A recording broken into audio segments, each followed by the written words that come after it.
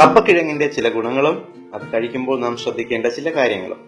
കപ്പക്കിഴങ്ങ്, മരിച്ചീനി, കൊള്ളിക്കിഴങ്ങ് ഇങ്ങനെ പല പേരിൽ അറിയപ്പെടുന്ന മലയാളികളുടെ ഈ പ്രിയപ്പെട്ട വിഭവം യഥാർത്ഥത്തിൽ സൗത്ത് അമേരിക്കൻ വംശജനാണ് എന്ന് പലർക്കും അറിയില്ല.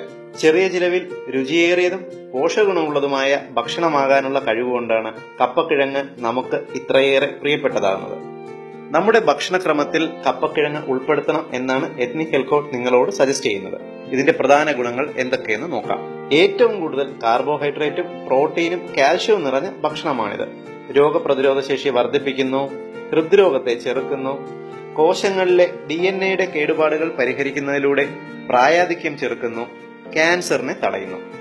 ആഴ്ചയിൽ ഒരിക്കലെങ്കിലും ഇത് കഴിച്ചാൽ യുവത്വത്തെ തിരിച്ചു കൊണ്ടുവരും എന്ന് സൗത്ത് ചൈനയിലെ യൂണിവേഴ്സിറ്റി ഓഫ് ടെക്നോളജി തെളിയിച്ചിട്ടുണ്ട്. ഇതിൽ ധാരാളം പൊട്ടാസ്യം അടങ്ങിയിട്ടുള്ളതുകൊണ്ട് രക്തസമ്മർദ്ദം കുറയ്ക്കും, വൃക്കകൾക്ക് അത്യുത്തമം, ഓർമ്മശേഷി വർദ്ധിപ്പിക്കും, അൽഷിമേഴ്സ് രോഗത്തെ ചെറുക്കും. ഇതിൽ ധാരാളം കാൽഷ്യം അടങ്ങിയിട്ടുള്ളതുകൊണ്ട് എല്ല് തേയ്മാനം, ബലക്കുറവ് എന്നിവയ്ക്ക് വളരെ ഫലപ്രദമാണ്. കപ്പ കഴിച്ചാൽ പ്രമേഹ രോഗം കൂടുമെന്ന വിശ്വാസം പൊതുവെ മലയാളികൾക്കുണ്ട്. എന്നാൽ അറിയുക, ധാരാളം ഫൈബർ അടങ്ങിയിട്ടുള്ളതിനാൽ ഇത് പ്രമേഹ രോഗികൾക്ക് കഴിക്കാവുന്ന ഭക്ഷണമാണ്.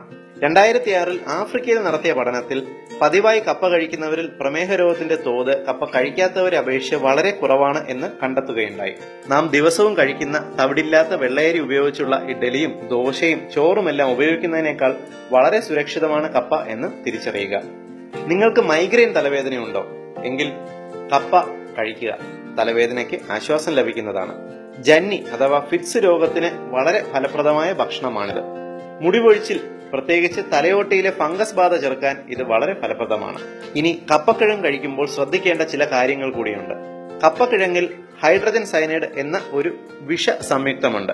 കപ്പക്കിഴങ്ങ് വെള്ളത്തിൽ തിളപ്പിക്കുമ്പോൾ ഈ രാസവസ്തു ഏതാണ്ട് 90% വെള്ളത്തിൽ അലിഞ്ഞു പോകുന്നു. പക്ഷേ ബാക്കി 10% അതിൽ തന്നെ ഉണ്ടാകും.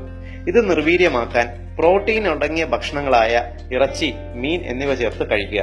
നിങ്ങൾ വെജിറ്റേറിയൻ ആണെങ്കിൽ കപ്പയോടൊപ്പം പയറോ ബീൻസോ കടലയോ കറിവെച്ച് ഉപയോഗിക്കുക. ഈ പ്രോട്ടീൻ ഭക്ഷണത്തിലെ നൈട്രൈറ്റുകൾ കപ്പക്കിഴങ്ങിലെ രാസവസ്തുവിനെ നിർവീര്യമാക്കും. മലയാളികളുടെ ഇപ്പോഴത്തെ ഒരു പ്രധാന ദുശീലമാണ് കപ്പ ചിപ്സ്. ഇത് കഴിവതും ഒഴിവാക്കുക. കാരണം കപ്പ ചിപ്സ് പതിവായി കഴിക്കുന്നവരിൽ കൊളസ്ട്രോളും ട്രൈഗ്ലിസറൈഡും കൂടുന്നതായി പഠനങ്ങൾ തെളിയിച്ചിട്ടുണ്ട്. ഏറ്റവും ഉപകാരപ്രദമായ ഹെൽത്ത് ഇൻഫർമേഷൻസ് നിങ്ങൾക്ക് വേണ്ടി അവതരിപ്പിക്കും